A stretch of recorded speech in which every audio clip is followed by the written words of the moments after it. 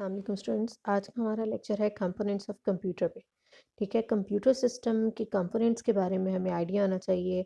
As you all know कि हम लोग ये सब्जेक्ट पढ़ रहे हैं computer in education, so that हमें ये पता चले कि हम अपनी एजुकेशन फील्ड में कंप्यूटर को किस तरह से यूटिलाइज कर सकते हैं। अब जो मशीन जिसको हम यूज़ करने वाले हैं, जिसको यूज़ करके हम अपने डिफरेंट काम लेंगे, जिससे अब उस मशीन के क्या पार्ट्स हैं, क्या कंपोनेंट्स हैं, जब तक हमें वो पता नहीं होगा तब तक हम उसको प्रॉपर तरीके से यूटिलाइज नहीं कर पाएंगे। ठीक है जी, कि कंप्यूटर किन किन कंपोनेंट्स से मिलके बना हुआ है, कंप्यूटर के अंदर कौन कौन सी चीज़ें, कौन कौन से कंपोनेंट्स होते हैं।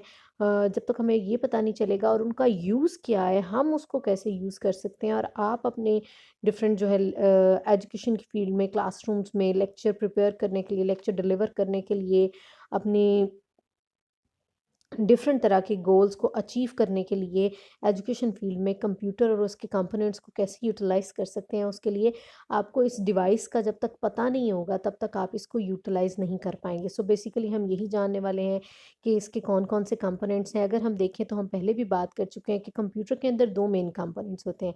एक होता है कंप्यूटर का हार्डवेयर और दूसरा होता है सॉफ्टवेयर। ठीक है, and both are essential, we also know, क्योंकि कंप्यूटर हार्डवेयर के बगैर सॉफ्टवेयर किसी काम का नहीं, और सॉफ्टवेयर के बगैर जो है वो hardware just dump of metal है।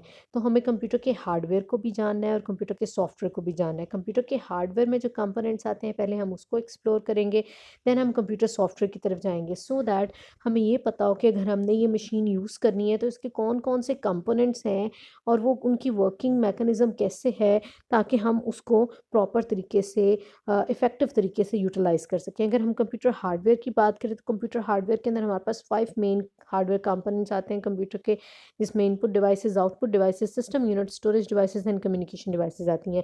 जिसमें से हम सिस्टम यूनिट को डिटेल में डिस्कस कर चुके हैं, जो कि हमें इंटरनल बॉक्स के अंदर कौन कौन से कंपोनेंट्स हैं और वो आपस में मिलके कैसे काम करते हैं, हमारी प्रॉब्लम को सॉल्व करने के लिए उन कंपोनेंट्स के बारे में हमने सिस्टम यूनिट के चैप्टर के अंदर, हमने टॉपिक के अंदर हमने ये जाना। अब हम बारी बारी input devices, output devices, storage devices and communication devices को भी एक्सप्लोर करेंगे, ताकि हमें कंप्यूटर के बारे में डिटेल इन्फॉर्मेशन हमारे पास आ जाए और फिर हमें पता हो कि हमने कहाँ कब कौन सी इनपुट डिवाइस, कब कौन सी आउटपुट डिवाइस यूज़ करनी है, सिस्टम यूनिट के अंदर कौन से कंपोनेंट्स हमारे कंप्यूटर के अंदर होने चाहिए, हमारे कंप्यूटर की एफिशिएंसी को हमने कैसे बढ़ाना है, स्टोरेज डिवाइसेस हमने कौन सी और कितनी कैपेसिटी की रखनी है, और कम्युनिकेशन के लिए हमें कौन सी डिवाइसेस चाहिए हैं।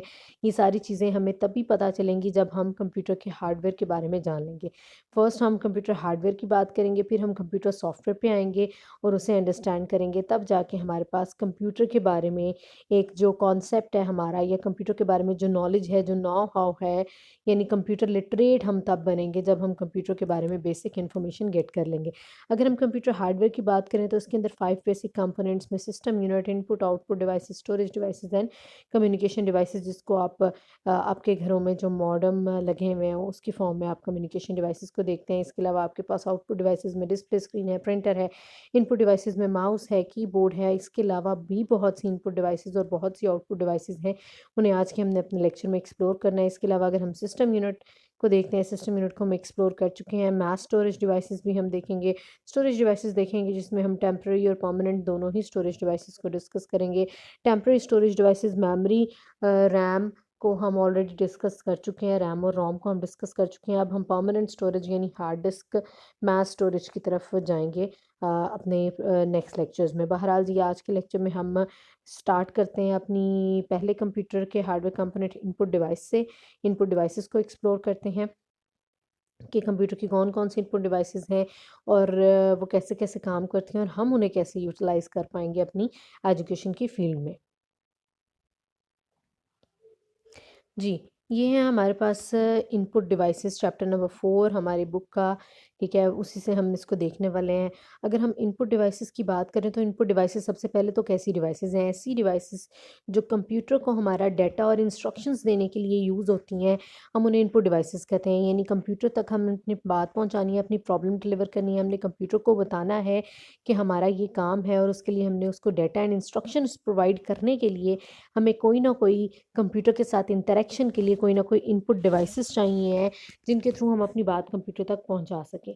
ठीक है, कौन कौन सी इनपुट डिवाइसेस होती हैं? Most commonly use input devices में तो हमारे पास कीबोर्ड है, जिससे हम इनपुट अपनी जो देते हैं, डाटा इनपुट देते हैं, और माउस वो हमारे पास इनपुट डिवाइस है, पॉइंटिंग डिवाइस है, जिससे हम इंस्ट्रक्शंस देते हैं, यानी okay, close, open, minimise, maximise, play, stop and etcetera. जो भी हम इंस्ट्रक्शंस देते हैं वो हम माउस से देते हैं, और कीबोर्ड से हम मोस्टली डाटा को इनपुट करने के लिए यूज़ करते हैं। इसके अलावा भी बहुत सी इनपुट डिवाइसेस हैं जिन्हें आज हम एक्सप्लोर करने वाले हैं, जैसे कि हमारे पास कीबोर्ड एंड माउस के अलावा टच पैड्स एग्जिस्ट करते हैं। हमारे लैपटॉप्स में मोस्टली टच पैड ही हैं, अब माउस की जगह टच पैड हम यूज़ करते हैं इंस्ट्रक्शंस देने के लिए कंप्यूटर को। देन टच स्क्रीन्स हमारे पास, जैसे हमारे स्मार्टफोन्स के अंदर जो कि मिनी कंप्यूटर्स की फॉर्म है, उनके अंदर हम इनपुट देने के लिए टच स्क्रीन्स को, उसके ऊपर डिफरेंट आइकॉन्स को प्रेस करके डाटा एंड इंस्ट्रक्शंस प्रोवाइड करते हैं। देन स्टाइलस हमारे पास एक इनपुट डिवाइस है, जिसके ऊपर हम पेन के थ्रू इनपुट देते हैं, स्पेशल पेन होता है। देन ग्राफिक टैबलेट्स हैं हमारे पास, बिल्कुल जिस तरह से हमारी एक प्लेइंग स्लेट की तरह का ये ग्राफिक टैबलेट्स होते हैं, जिसके ऊपर हम जो भी ग्राफिक्स ड्रॉ करते हैं वो कंप्यूटर के अंदर इनपुट होके जाती है। देन ऑडियो इनपुट देने के लिए हमारे पास माइक्रोफोन्स हैं, वीडियो इनपुट देने के लिए हमारे पास वेब कैमरास हैं, गेम्स प्ले करने के लिए, गेम्स के ऑब्जेक्ट्स को कंट्रोल करने के लिए कंप्यूटर के ऊपर खेलते हुए हमारे पास गेम कंट्रोलर्स हैं, स्कैनर्स हैं हमारे पास, हमारे हार्ड फॉर्म में डाटा को स्कैन करके, रीड करके, पढ़ के हमारे कंप्यूटर तक पहुंचाने के लिए। देन बार कोड रीडर्स हैं, जो कि स्पेसिफिकली हमारे पास एक स्पेसिफिक टाइप के डाटा को रीड करके कंप्यूटर को इनपुट करते हैं। इसके अलावा मैग्नेटिक स्ट्रिप कार्ड रीडर्स हैं, जो हमारे एक स्पेशल कार्ड को, जिसके ऊपर मैग्नेटिक स्ट्रिप में कुछ कोड लिखा होता है, उसे रीड करके कंप्यूटर को प्रोवाइड करते हैं। बहरहाल ये सारी इनपुट डिवाइसेस हैं जिनका मकसद कंप्यूटर को डाटा एंड इंस्ट्रक्शंस प्रोवाइड करना है।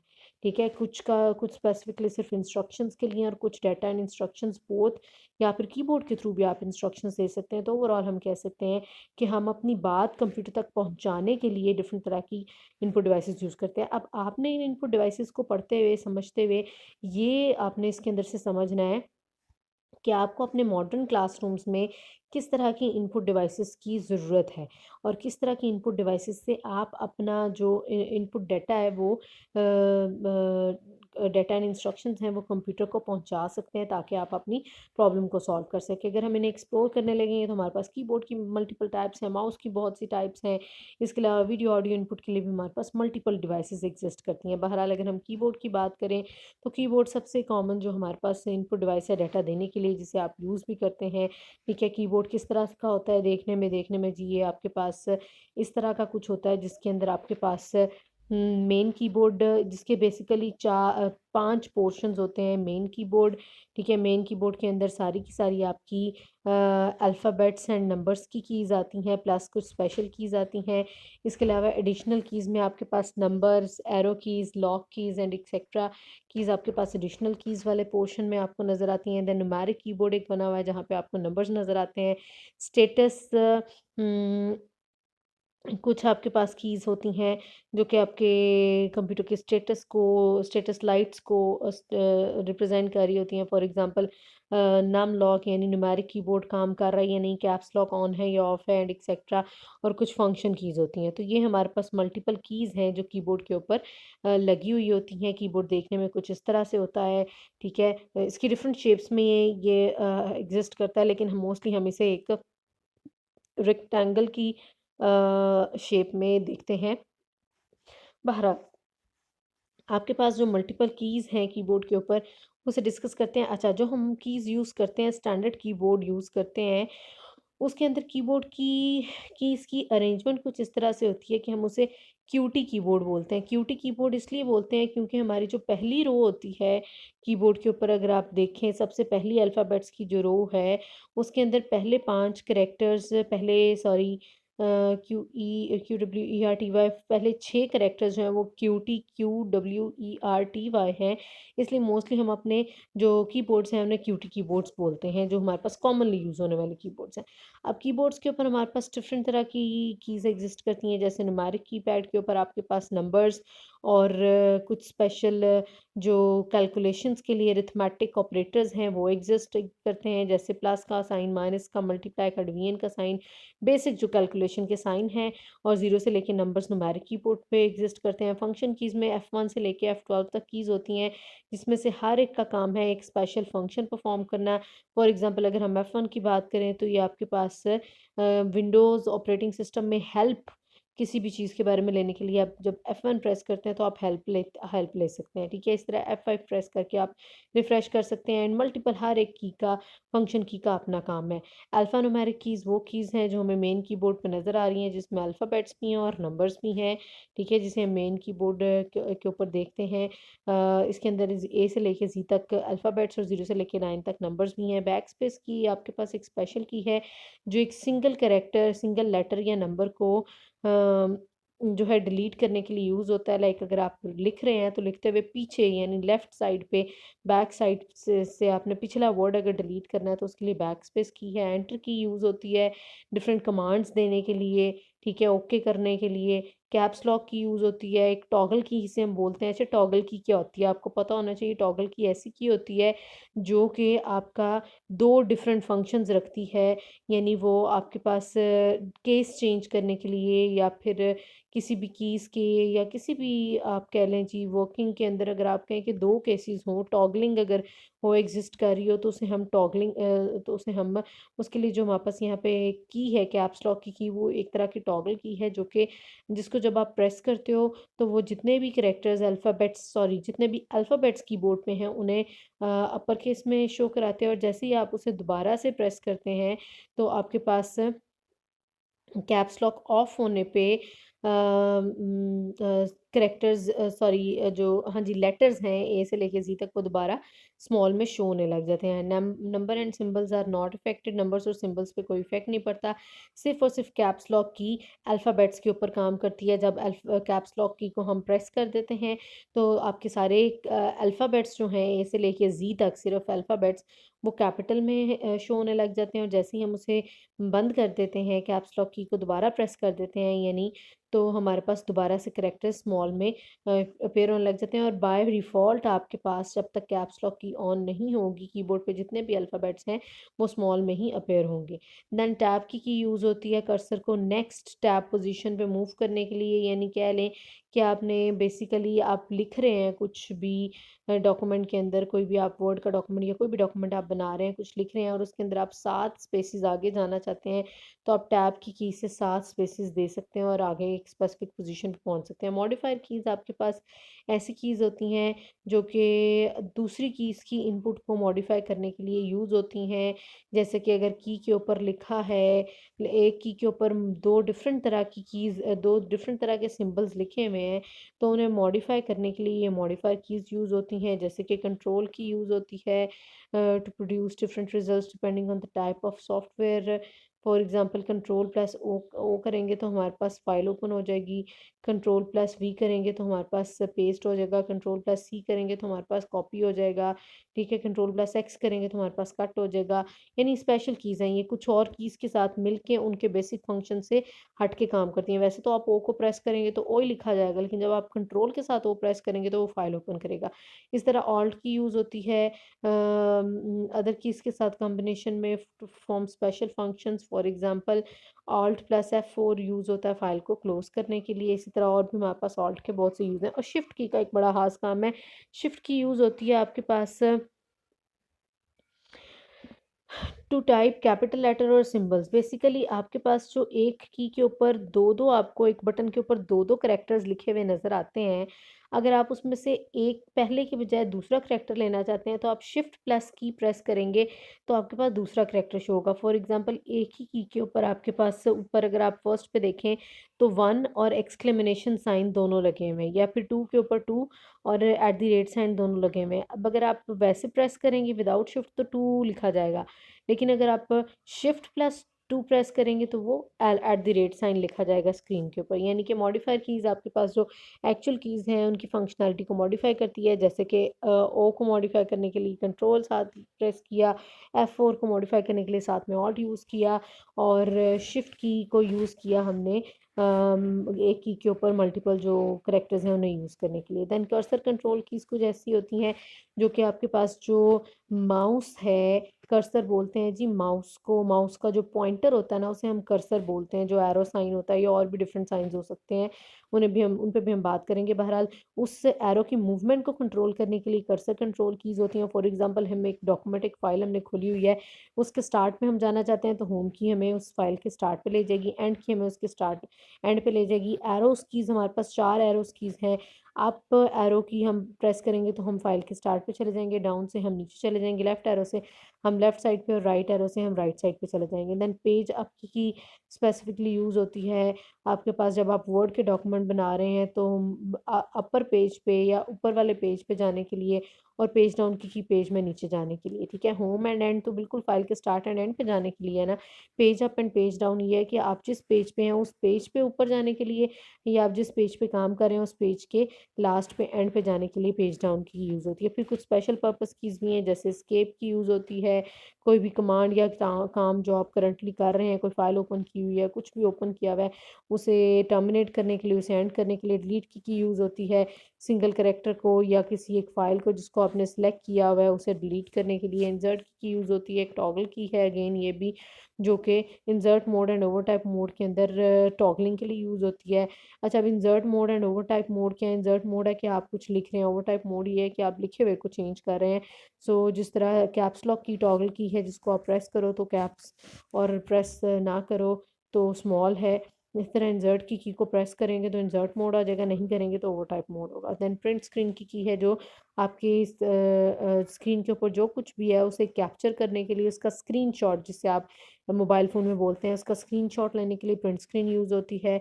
स्क्रॉल कीज़ यूज़ होती हैं लॉक एंड अनलॉक करने के लिए। कर्सर को on screen in some program, for example cursor moves normally when it is turned off, it does not work और in the all the program. For example आप एक file बना रहे हो और उसके ऊपर आप चाहते हो आपका माउस लिखते हुए बार बार ना हिले, तो आप स्क्रॉल की से उसे लॉक भी कर सकते हैं। देन पॉज ब्रेक की यूज़ होती है स्क्रीन को पॉज करने के लिए, जब आपने कोई इंफॉर्मेशन पढ़नी है और वो तेज़ी से गुजरता जा रहा है आपके सामने से डाटा, तो आप उसे पॉज करने के लिए पॉज या फिर ब्रेक की भी यूज़ कर सकते हैं, ठीक है जी।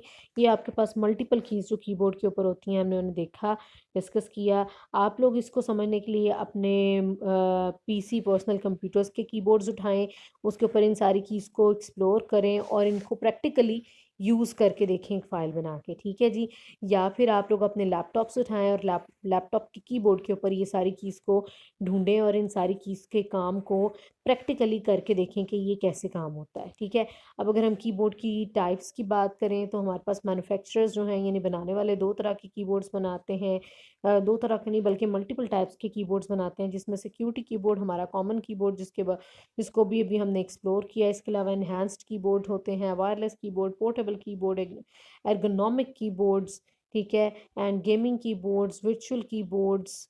ये हमारे पास 7 डिफरेंट टाइप के कीबोर्ड्स यहाँ पे मैं बताए हुए हैं, जिसमें से हम बारी बारी इनका बेसिक आइडिया लेते हैं। क्यूटी कीबोर्ड ऐसा कीबोर्ड जिसके अंदर अल्फ़ाबेट्स की पहली लाइन क्यूटी होती है और जिसके अंदर वो सारी बेसिक कीज़ होती हैं जिन्हें अभी अभी हमने डिस्कस किया, वो क्यूटी कीबोर्ड है। इन्हांस्ड कीबोर्ड जो है वो आपके पास 12 फंक्शनल कीज़ रखता है। It contains 2 control keys, 2 alt keys, arrow keys and additional keys between the typing area and numeric keyboard. यानी इसके अंदर कुछ एक्स्ट्रा कीज़ होती हैं, जैसे हर एक जो आपके पास स्पेशल पर्पस की है वो इसके अंदर डबल डबल होती हैं, दो दो होती हैं, ठीक है। और इसके अलावा फंक्शन कीज़ भी जिस कीबोर्ड के ऊपर पूरी 12 होंगी वो आपके पास इन्हांस्ड होगा, जिसके अंदर 9 होंगी, 10 होंगी यानी 12 से कम होंगी वो आपका क्यूटी कीबोर्ड होगा। वायरलेस कीबोर्ड ऐसा कीबोर्ड है जिसे हमें कंप्यूटर से कनेक्ट करने के लिए किसी भी वायर की ज़रूरत नहीं है, बल्कि ये रेडियो वेव्स के थ्रू या फिर इंफ्रारेड लाइट वेव्स के थ्रू या फिर ब्लूटूथ टेक्नोलॉजी के थ्रू बेसिकली हमारे कंप्यूटर के साथ कनेक्ट हो जाता है। ये देखें जी, आपको नज़र आ रहा है, ये आपके पास आपने किसी वायर या केबल के साथ इसे कनेक्ट नहीं करते बल्कि ये ऐसे ही कनेक्ट हो जाता है। देन पोर्टेबल कीबोर्ड ऐसा कीबोर्ड है जिसे आप जब चाहें अपने कंप्यूटर या मोबाइल के साथ अटैच कर सकते हैं और जब चाहें उसे डीटैच करके कहीं और लेकर जा सकते हैं। यानी आपके पहले कंप्यूटर के साथ लगाया हुआ है, फिर आपको कीबोर्ड वही कीबोर्ड अपने फ़ोन के साथ लगाना है तो आप फ़ोन के साथ भी उसे बिल्कुल वैसे ही अटैच कर सकें जैसे कंप्यूटर के साथ।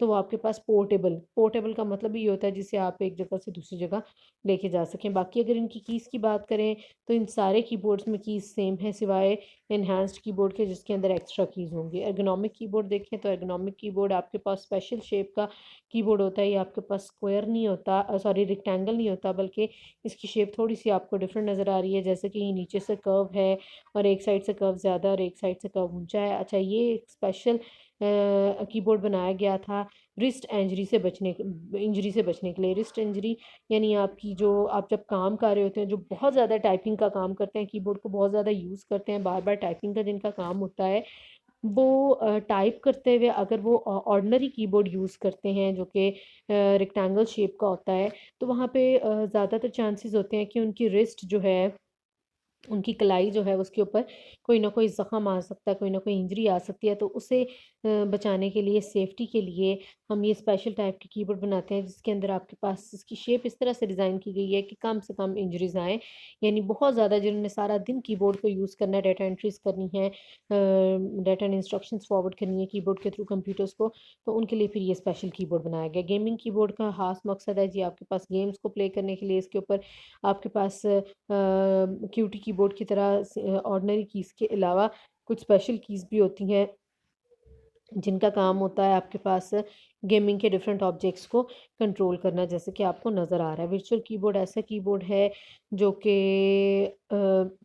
Optical detectable, the user types on optical detectable surface on or within a wireless area, rather than passing physical keys. This system provides the capability of full keyboard to the user of small handled devices such as smartphones. ये बिल्कुल आपने अपने वो देखा होगा movies में, animation में, कि एक स्क्रीन है, स्क्रीन के ऊपर जस्ट कीज़ शो हो रही हैं, ठीक है, वर्चुअली शो हो रही हैं। जैसे ही आप उसके ऊपर लाइट या उसको पावर देना बंद करते हैं तो वहाँ पे कीज़ शो नहीं होती।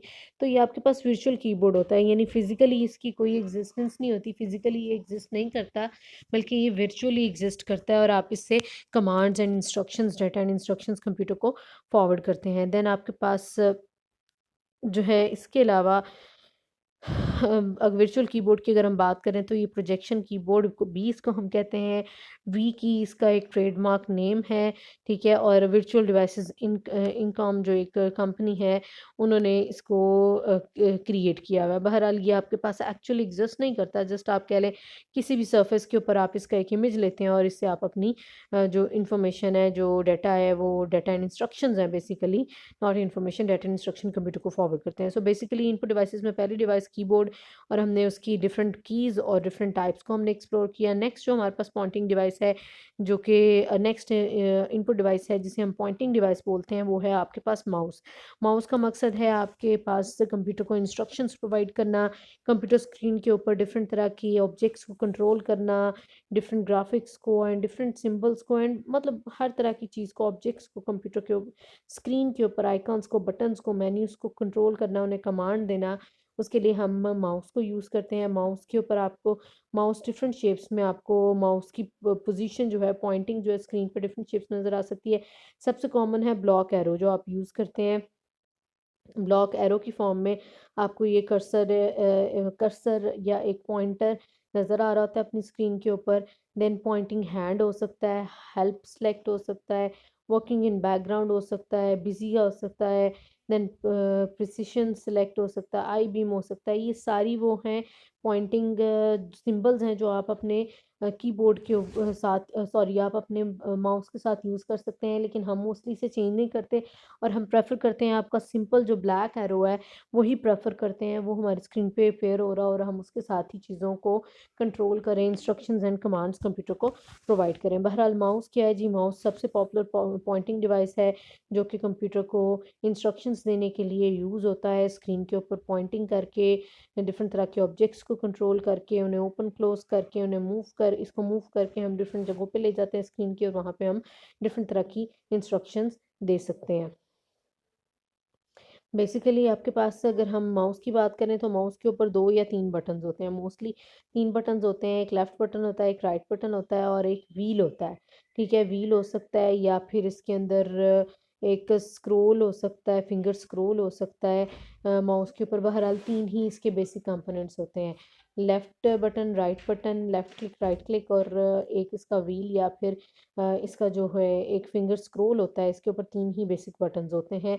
अब माउस के 3 बटन्स में आपके पास mostly right button, left button, wheel button आपको मैंने दिखाया, इसके अलावा मैंने आपको बताया और भी डिफ़रेंट तरीके के व्हील की बजाय यहाँ पे और भी डिफ़रेंट हो सकता है, जैसे यहाँ पे फिंगर स्क्रॉल होता है या फिंगर रब करने के लिए आपके पास तीसरा बटन होता है। बहरहाल हर बटन का अपना काम है। लेफ़्ट बटन से हम लेफ़्ट कुछ स्पेसिफ़िक इंस्ट्रक्शंस देते हैं, राइट बटन से हम कुछ और इंस्ट्रक्शंस देते हैं कंप्यूटर को और स्क्रॉल से हम कुछ और इंस्ट्रक्शंस देते हैं कंप्यूटर को। मोस्टली अपनी स्क्रीन को ऊपर-नीचे मूव करने के लिए हम स्क्रॉल बटन यूज़ करते हैं।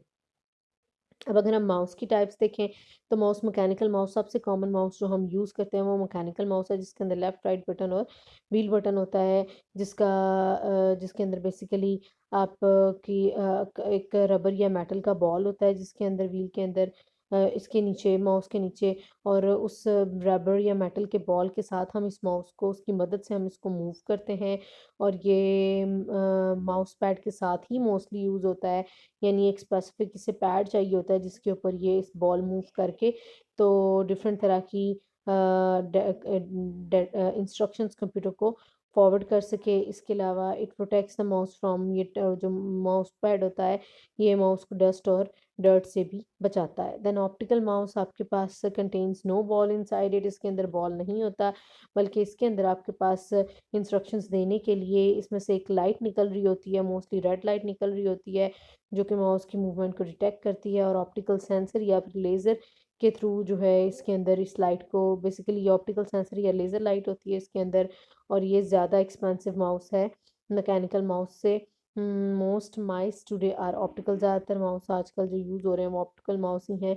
बॉल वाला माउस हमारा अब यूज़ नहीं होता, ज़्यादातर ऑप्टिकल माउस यूज़ होते हैं जिसके अंदर हम बॉल की बजाय लाइट के थ्रू कंप्यूटर को इंस्ट्रक्शंस देते हैं। देन वायरलेस या फिर कॉर्डलेस माउस ऐसे माउस हैं जिन्हें कंप्यूटर के साथ हमें कनेक्ट करने के लिए किसी वायर की ज़रूरत नहीं पड़ती, ठीक है, बल्कि इंफ्रारेड लाइट के थ्रू ब्लूटूथ टेक्नोलॉजी के थ्रू ये हमारे कंप्यूटर से कनेक्टेड होते हैं। एयर माउस ऐसे माउस हैं जिन्हें हमें किसी सरफेस पे नहीं रखना होता बल्कि हम उसे एयर में मूव करते हुए डिफरेंट ऑब्जेक्ट्स को कंट्रोल कर सकते हैं, जैसे कि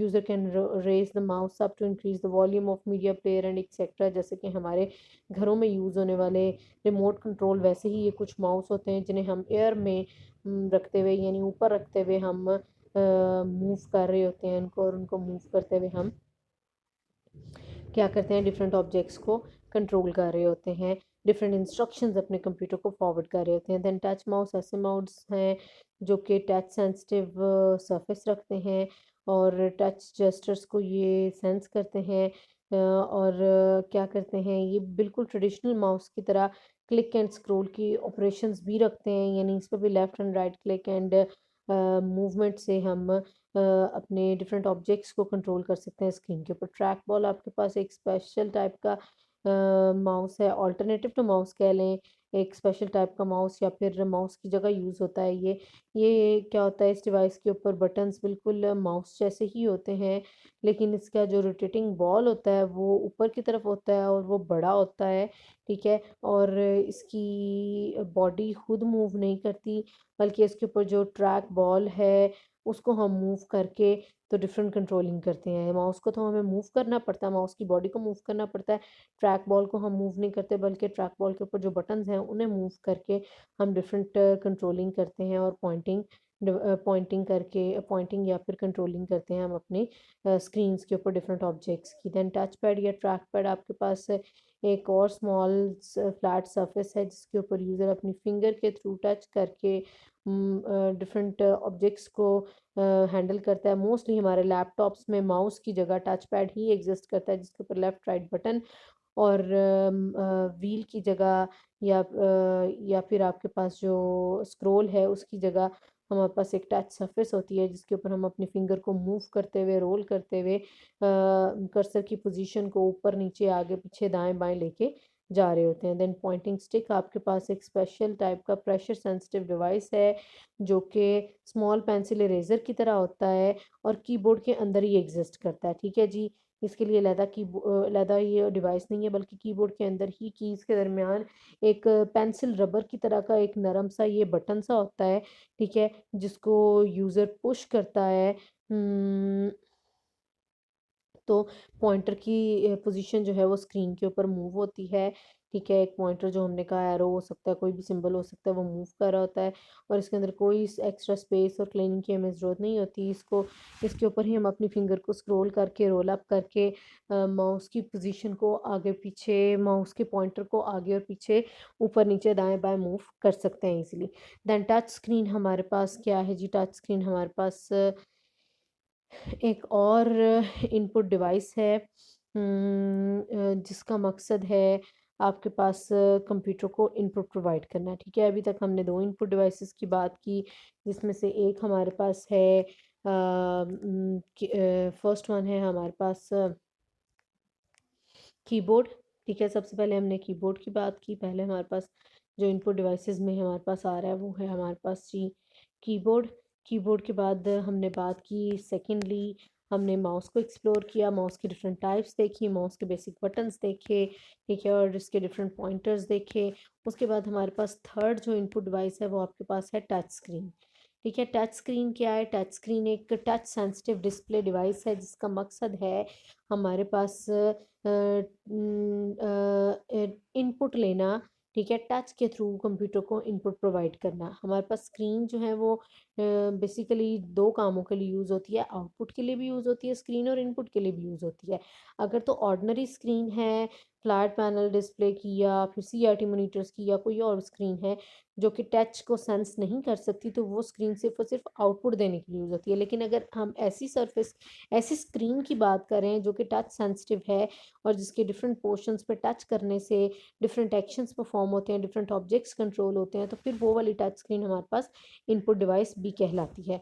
ठीक है, टच सेंसिटिव डिस्प्ले डिवाइस है, यूज़र इसके डिफरेंट पार्ट्स को टच करके फिंगर के थ्रू या स्टाइलस के थ्रू डिफरेंट तरह की कमांड्स दे सकता है। डिफरेंट टाइप्स हमारे पास जो टच स्क्रीन के हैं उसमें रेजिस्टिव और कैपेसिटिव दो टाइप्स हैं बेसिकली आपके पास टच स्क्रीन्स की। रेजिस्टिव ऐसे टच स्क्रीन्स हैं जो कि प्रेशर को सेंस करते हैं, यानी जैसे ही उसके ऊपर हम टच करते हैं तो हमारी फिंगर के प्रेशर को वो सेंस करता है। जबकि कैपेसिटिव टच स्क्रीन जो है वो conductive properties of an object को, जैसे कि फिंगर या फिर स्पेशली डिज़ाइन स्टाइलस जो हैं, उनको सेंस करते हैं। ठीक है, रेजिस्टिव हमारे पास मोस्टली, इसका मतलब है हमारे पास मोस्टली जो टच स्क्रीन हैं वो रेजिस्टिव ही हैं, जो हमारी फिंगर के प्रेशर को फिंगर के टच से ही